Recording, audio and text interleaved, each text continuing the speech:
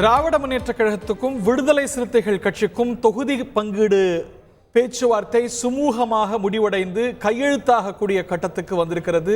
விசிக தலைவர் நாடாளுமன்ற உறுப்பினர் தொல் திருமாவளவன் அண்ணா அறிவாலயத்துக்கு வருகை தந்திருக்கிறார். திமுகவுக்கும் விசிகாவுக்கும் இடையே நெடு நாட்களாக கூட்டணி பேச்சுவார்த்தையானது நீடித்து வந்தது. விடுதலை சிறுத்தைகள் குறைந்தபட்சம் 3 தொகுதிகள் கேட்க தற்போது 2 தொகுதிகள் ஒதுக்கப்பட வாய்ப்பு இருப்பதாக, 2 தொகுதிகள் ஒதுக்க இருப்பதாக தகவல்கள் வருகிறது. இது பற்றிய மேலும் விவரங்களோடு செய்தியாளர் ரமேஷ் இணைகிறார். சிதம்பரம், விழுப்புரம் ஆகிய 2 தொகுதிகள் விடுதலை சிறுத்தைகளுக்கு ஒதுக்கப்படலாம் என்று தகவல். Is that something we can confirm Ramesh? வணக்கம் ஹரிகரன். திமுக விசிக இடையே தொகுதி உடன்பாடு என்பது கையெழுத்தாகிவிட்டதாக தகவல் வெளியாகி இருக்கிறது. விடுதலை சிறுத்தைகள் கட்சிக்கு 2 தொகுதிகள், கடந்த முறை போன்றே சிதம்பரம், விழுப்புரம் என 2 தொகுதிகளை மீண்டும் ஒதுக்குவதற்கு திமுக முன்வந்திருப்பதாக சொல்லப்படுகிறது. இன்னும் 10 நிமிடத்தில் அந்த அதிகாரப்பூர்வ அறிவிப்பு என்பதும் வர இருக்கிறது. திமுக கூட்டணியில் விடுதலை சிறுத்தைகள் கட்சியை பொறுத்தவரைக்கும் 3 தனி தொகுதி, 1 பொது தொகுதி என 4 தொகுதிகள் வேண்டும் என்று விசிக தலைவர் திருமாவளவன் கேட்டிருந்தார். ஏற்கனவே பிப்ரவரி 12ஆம் தேதி முதற்கட்ட பேச்சுவார்த்தை என்பதும் அண்ணா அறிவாலயத்தில் நடைபெற்றிருந்தது.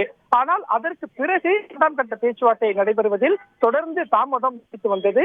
ஏனென்றால் விசிக தரப்பில் குறைந்து 3 தொகுதிகள் வேண்டும் என்று கேட்ட நிலையில் திமுக தரப்பில் 2019 நாடாளுமன்ற தேர்தல் போலவே இந்த முறையும் 2 தொகுதிகள் மட்டுமே விசிகாவுக்கு ஒதுக்க முன்வந்தது. இதனால் திமுக விசிக உடன்பாடு என்பது எட்டப்படாமலேயே இருந்த நிலையில் இன்றைய தினம் விசிக தலைவர் திருமாவளவன் முதல்வர் மு.க. ஸ்டாலினை தலைமைச் செயலகத்திலும் சந்தித்து பேசியிருந்தார். இந்த சந்திப்பின் போதுதான் ஒரு சுமூக உடன்பாடு எட்டப்பட்டிருக்கிறது. அதன் அடுத்த கட்ட நகர்வாகத்தான் இன்று விசிக தலைவர் திருமாவளவன் அண்ணா அறிவாலயம் வந்தார். அண்ணா அறிவாலயம் வந்து இப்போது முதல்வரை சந்தித்திருக்கிறார். விசிக மற்றும் திமுக இடையே ஒப்பந்தம் என்பதும் கையெழுத்தாகிவிட்டது என்ற தகவல் வெளியாகி இருக்கிறது. விசிக தலைவர் திருமாவளவன் இன்னும் சற்று நேரத்தில் செய்தியாளர்களை சந்திப்பார். அப்போது அவர் அந்த அறிவிப்பை வெளியிடவும் இருக்கிறார். குறிப்பாக திமுகவை பொறுத்தவரைக்கும் கம்யூனிஸ்ட் கட்சிக்கும் மதிமுகவுக்கும் தொகுதி எண்ணிக்கை மட்டுமே உறுதி செய்திருந்த நிலையில் விசிகாவுக்கு 2 தொகுதி என்ற எண்ணிக்கையும், அதே போல எந்தெந்த தொகுதி அந்த 2 தொகுதி என்பதையும் உறுதி செய்துவிட்டதாகவே தகவல் வருகிறது. அந்த வகையில் பார்க்கும்போது திமுக விசிக இடையே நீண்ட இழுபறி இருந்த நிலையில் இப்போது ஒரு சுமூக உடன்பாடு என்பதும் எட்டப்பட்டிருக்கிறது. விசிகாவை பொறுத்தவரைக்கும் சிதம்பரம், விழுப்புரம் தொகுதியோடு சேர்த்து கள்ளக்குறிச்சி அல்லது பெரம்பலூர் இந்த பொது தொகுதி வேண்டும் என்பது அவர்களுடைய உறுதியான கோரிக்கையாக இருந்தது. ஆனால் பொது தொகுதி மீண்டும் விசிகாவுக்கு ஒதுக்கப்பட்டிருக்கிறதா என்று கேட்டால் அதற்கான வாய்ப்பு மிக மிக குறைவாகவே இருக்கிறது. ஏற்கனவே போட்டியிட்ட சிதம்பரம், விழுப்புரம் தொகுதியை மீண்டும் திமுக ஒதுக்குவதற்கு முன்வந்திருப்பதாக தகவல் வந்த வண்ணம் இருக்கிறது. கடந்த முறை ஒரு தொகுதியில விடுதலை சிறுத்தைகள் அவர்களுடைய சின்னத்திலையும், பானை சின்னத்திலையும், இன்னொன்றுல உதயசூரியன் சின்னத்திலையும் போட்டிட்டாங்க. இந்த முறை சின்னம் பற்றிய 2த்திலையுமே ஒரே சின்னமா, கடந்த முறை போன்ற ஏற்பாடா? இது பற்றிய தெளிவு தற்போது இருக்கிறதா? அதுக்கான தெளிவையும் திமுக தலைமை கொடுத்திருப்பதாகவே நமக்கு தகவல் வந்திருக்கிறது. விசிகாவை பொறுத்தவரைக்கும் 2019 நாடாளுமன்ற தேர்தலில் சிதம்பரம் தொகுதியில் விசிக தலைவர் திருமாவளவன் பானை சின்னத்தில் போட்டியிட்டிருந்தார். ஆனால் விசிகாவினுடைய துணை பொதுச் செயலாளர் ரவிக்குமார் விழுப்புரம் தொகுதியில் உதயசூரியன் சின்னத்தில் போட்டியிட்டிருந்தார். ஆனால் இந்த முறை திமுக கூட்டணியில் 2 தொகுதி அல்லது 3 தொகுதி, எத்தனை தொகுதியில் போட்டியிட்டாலும் பானை சின்னத்தில் மட்டுமே போட்டியிட வேண்டும் என்பதில் திருமாவளவன் உறுதியாக இருந்தார். அதற்கான ஒரு ஒப்புதலையும் திமுக தலைமை கொடுத்து விட்டதாகவே சொல்லப்படுகிறது. ஏனென்றால் விசிக தலைவர் திருமாவளவன் விடுதலை சிறுத்தைகள் கட்சி ஒரு மாநில அங்கீகாரமான கட்சி என்ற அந்தஸ்தை நோக்கி செல்ல வேண்டும் என்பதில் உறுதியாக இருக்கிறார். 2 பானை சின்னத்தில் போட்டியிட்டு வெற்றி பெற்றால் கட்சிக்கான அங்கீகாரம் கிடைத்துவிடும், மாநிலத்தில் அங்கீகரிக்கப்பட்ட கட்சியாக விசிக மாறிவிடும் என்பதால் அதற்கான நகர்வுகளை திருமாவளவன் முன்னெடுத்தார். அதற்கு திமுக தலைமை ஒப்புதல் கொடுத்துவிட்டதாகவே ஒரு தகவல் வருகிறது.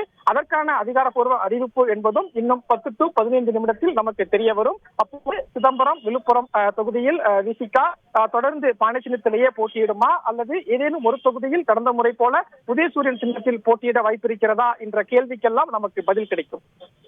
இந்த உறுதிப்பாடானது சற்று நேரத்துக்கு முன்பாக தலைமை செயலகத்தில் திரு திருமாவளவனுக்கும் முதலமைச்சருக்கும் இடையேயான சந்திப்பில் தான் உறுதியாச்சுன்னு சொல்ல முடியுமா? That was the final leg. அந்த சந்திப்பில் தான் இந்த உடன்பாடு, அந்த கன்வின்சிங் இதெல்லாம் நடந்து உறுதியானது அப்படின்னு சொல்ல முடியும் இல்லையா?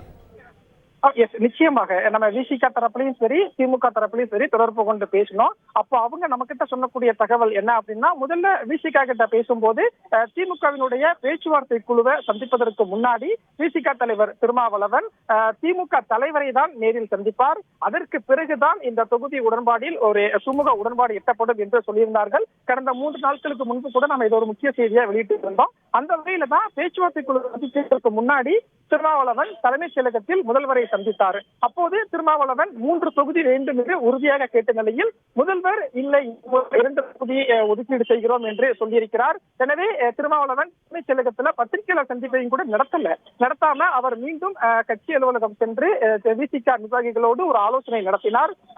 ஆலோசனையை நடத்தி அதற்கு பிறகுதான் அண்ணா அறிவாலயம் வந்தார். அண்ணா அறிவாலயத்தில் அந்த உடன்பாடு என்பது எட்டப்பட்டிருக்கிறது. ஒப்பந்தம் கையெழுத்தாகியிருக்கிறது. 2 தொகுதிக்கு விசிக தலைவர் திருமாவளவன் ஒப்பந்தம் ஒதுக்குவதற்கு விசிக தலைவர் திருமாவளவனும் சம்மதித்திருப்பதாகவே தெரிகிறது. இப்படித்தான் இந்த நகர்வுகள் அடுத்தடுத்த நகர்வுகள் இருந்திருக்கிறது. பிப்ரவரி 12ஆம் தேதிக்கு பிறகு அடுத்த கட்ட பேச்சுவார்த்தை என்பது இல்லாமல் இருந்த நிலையில் இப்போது அதற்கான பேச்சுவார்த்தை தொடங்கி ஒப்பந்தம் கையெழுத்தாகி அந்த இறுதி கட்டத்தையும் நெருங்கி இருக்கிறது. விசிக வட்டாரத்தில் நம்ம கேட்கும் பொழுது என்ன சொல்றாங்க, சிதம்பரத்துல திருமாவளவன், விழுப்புரத்துல ரவிக்குமார் களமிறங்குவார் அப்படின்னா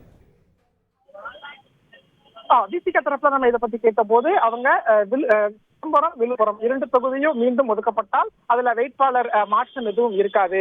சிதம்பரம் தொகுதியில மீண்டும் விசிக தலைவர் திருமாவளவன் தான் போட்டியிடுவார். அதே போல விழுப்புரம் தொகுதியில விசிக பொதுச் செயலாளர் ரவிக்குமார் தான் போட்டியிடுவார். அதில் எந்த மாற்றமும் இருக்காது என்று சொல்லிவிட்டார்கள். ஆனால் ஒரு பொது தொகுதி ஒதுக்கும் போது வேட்பாளர் மாற்றம் நிச்சயம் இருக்கும். அது கள்ளக்குறிச்சியா, பெரம்பலூரா அல்லது மயிலாடுதுறையா என்பதை பொறுத்து முடிவெடுப்போம் என்று சொல்லியிருந்தார்கள். ஆனால் மீண்டும் 2 தனி தொகுதி ஒதுக்குவதற்கு திமுக தலைமை முன்வந்திருப்பதாக சொல்லக்கூடிய சூழல்ல வேட்பாளர் மாற்றம் என்பது இருப்பதற்கான வாய்ப்பு மிக மிக குறைவு என்பதே விசிக வட்டாரத்தின் தகவலாக இருக்கிறது. அப்படி பார்க்கும்போது மீண்டும் சிதம்பரம் தொகுதியில் விசிக தலைவர் திருமாவளவன் பானை சின்னத்தில் போட்டியிடுவார்.